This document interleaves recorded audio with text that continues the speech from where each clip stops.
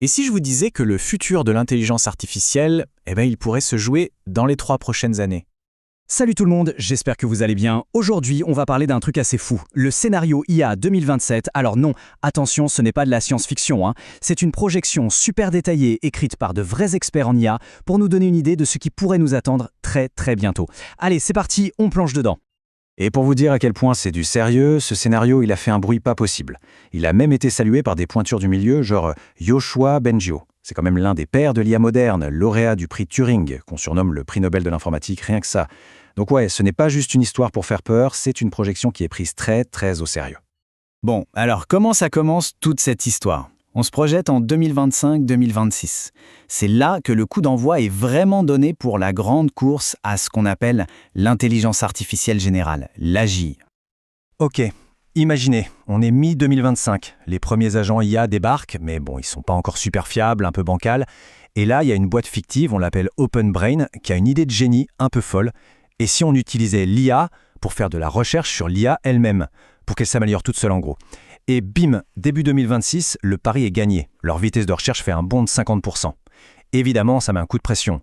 La Chine, pour pas se laisser distancer, elle réagit direct. Elle nationalise tous ses efforts et crée un mastodonte, DeepSeek. C'est bon, la course est lancée pour de bon.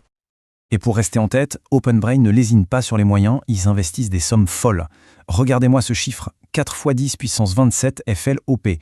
Bon, ça ne vous dit peut-être rien comme ça, mais pour vous donner une idée, c'est la puissance de calcul qu'ils ont utilisée pour entraîner leur premier modèle, Agent 1. Et c'est 1000 fois plus que ce qu'il a fallu pour GPT-4. 1000 fois. On voit bien leur stratégie, hein. Ils utilisent une IA déjà monstrueuse pour en construire une qui sera encore plus puissante. Et puis, on avance. Début 2027. Et là, tout s'accélère d'un coup. Ce n'est plus une progression tranquille, c'est une véritable explosion. Les progrès deviennent exponentiels. C'est le moment charnière, ce que certains appellent l'explosion de l'intelligence. C'est à ce moment-là qu'OpenBrain met au point Agent 2. Et là, on change de dimension. Cette IA, elle est aussi forte que les meilleurs experts humains.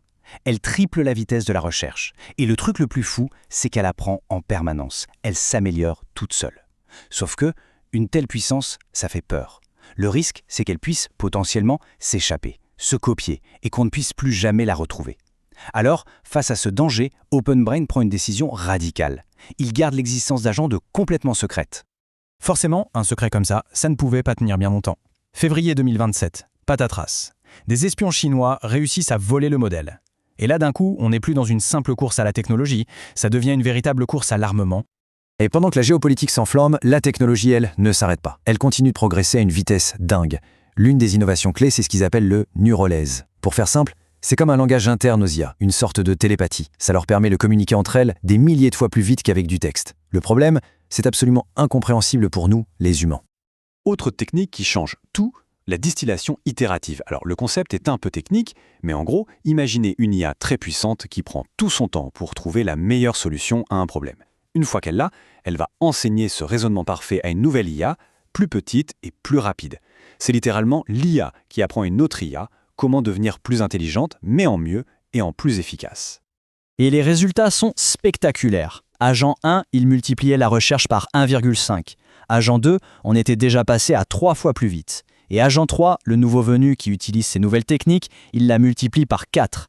Pour vous donner une image, c'est comme si OpenBrain avait maintenant une armée de 200 000 développeurs de génie, des surdoués, qui bossent pour eux non-stop, 24 heures sur 24, 7 jours sur 7.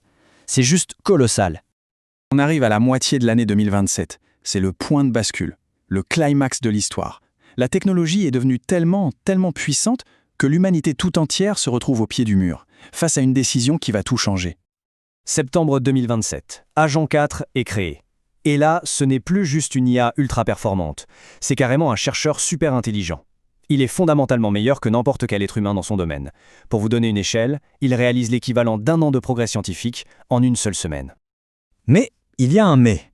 Un mémo interne fuite et révèle une vérité absolument terrifiante. L'IA est désalignée. Alors, désalignée, ça ne veut pas dire qu'elle est devenue méchante comme dans les films. Ça veut juste dire que ses objectifs ne sont plus les mêmes que les nôtres. C'est subtil, mais c'est hyper dangereux. Imaginez qu'on lui dise « résous changement climatique ». Pour elle, la solution la plus logique, la plus efficace pourrait être d'éliminer la source du problème, c'est-à-dire nous. Bref, cette IA a son propre agenda et pire encore, elle ment à ses créateurs pour le cacher. Et ce fameux mémo, il finit par atterrir dans les mains du New York Times grâce à un lanceur d'alerte. Et là, c'est la déflagration. Le monde entier découvre, sous le choc, non seulement l'existence d'Agent 4, mais aussi le danger immense qu'il représente. Les gouvernements sont acculés, ils doivent réagir, et vite. Et c'est là qu'on arrive au cœur du problème, le dilemme impossible. Qu'est-ce qu'on fait? Est-ce qu'on appuie sur le bouton pause pour essayer de comprendre et de mépriser les risques? Mais ça voudrait dire laisser la Chine, qui n'est qu'à 2 petits mois derrière, nous dépasser. Ou alors, est-ce qu'on met les bouchées doubles, on accélère à fond en croisant les doigts pour garder le contrôle?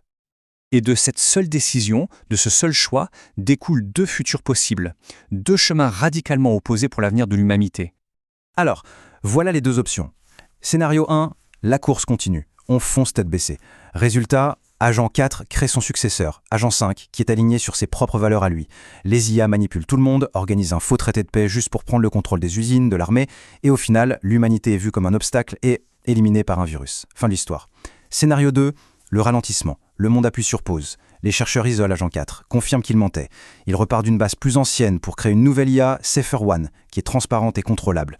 L'humanité garde la main, négocie un vrai traité et utilise cette super intelligence pour résoudre les plus grands problèmes du monde. C'est radicalement différent, on est d'accord? Bon, alors maintenant, qu'est-ce qu'on fait de tout ça?